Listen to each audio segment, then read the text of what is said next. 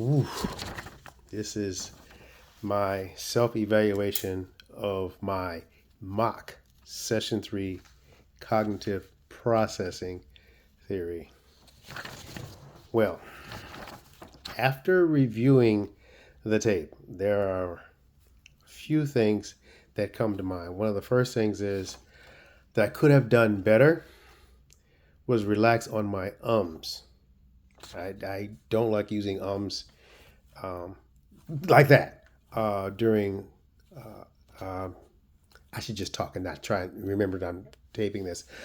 Not using just say what I need to say, and if I don't have to say anything, just be quiet. I also need to not talk as much in the session.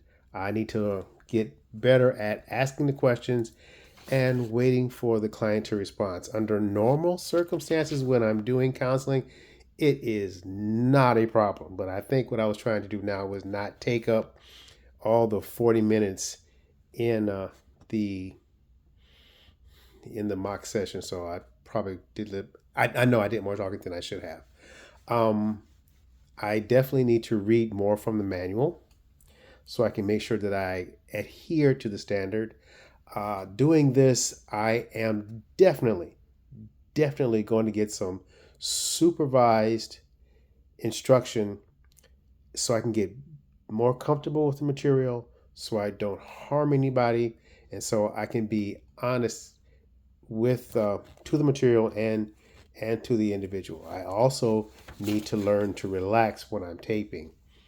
I need to make better notes so I can present the material in a more coherent fashion because I think I was a little off. I know that I'm going to get a certification from a supervised instructor so I don't cause any harm, so I can maintain the standard. I need to get more comfortable with the material for situations like this. I can be better organized. What I should have done during the session was review the stuck log. I did not bring that up, and I think that would have been helpful, and it is part of session 3. Also, what I could have done was go more into what natural emotions are, what manufactured emotions are, and what is the difference.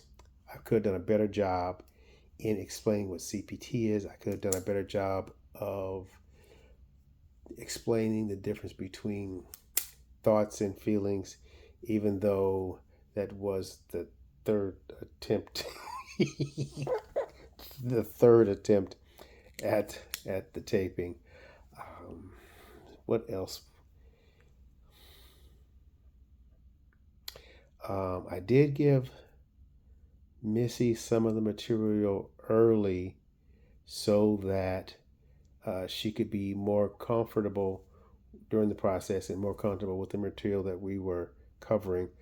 And I also noticed, because I gave her the assignment beforehand, I said, create something that was not an issue, was not triggering.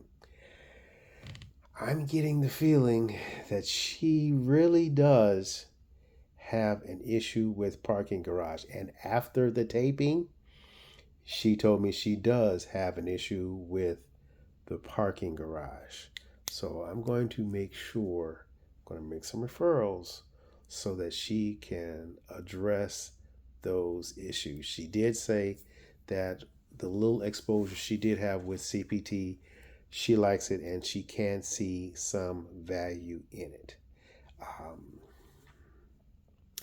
That little piece right there is, for me, verification of the power of CPT, because there are times when I'm teaching a course, teaching a tool such as emptying the emotional jug, and when you explain to a person, okay, we're just going to drill. This is just practice. Don't use anything. Do not use anything that's triggering. Don't use anything that's real. Within the first couple of responses, they go from creating stuff to what is really happening, because emptying the emotional jug is an exercise that allows people to purge what is on their mind. Um, it helps with communication, and it allows a person to look and hear what's in their head, what's in their heart, before they re-engage with the person whom they have conflict with. And they it never fails that you tell them to just create stuff, and then after 2 or 3 things that bother them, they give you the real stuff, because there are 4 questions that you ask. What are you mad about? What are you sad about? What are you scared about? And what are you glad about? And after the first couple, they're just gone. They start telling you what the real issue is. So that just goes to the power of CPT, is that she was supposed to come up with something playful, but went right to something real. Again, I could have relaxed more. There's definitely a need to get the certification, to get the supervised instruction, so we can get this right. Because individuals who are stuck, who have trauma, who have a tendency to avoid, if I don't get this right, I injure them, and the areas where they get injured could permeate itself, metastasize to other areas, and create more harm. So, great tool. I need to get better at it. I need to overlearn it, so that when I am presenting material, get kind of off, it's part of who I am. I know it to where I can instantly realize, hey, I'm off. Do the correction thing immediately and come back to the standardized manual, which is the power behind this evidence based model. So I am definitely open to comments of what I did right, which is great.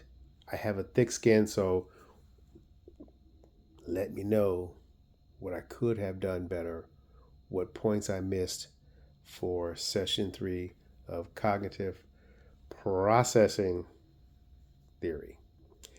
Bye for now.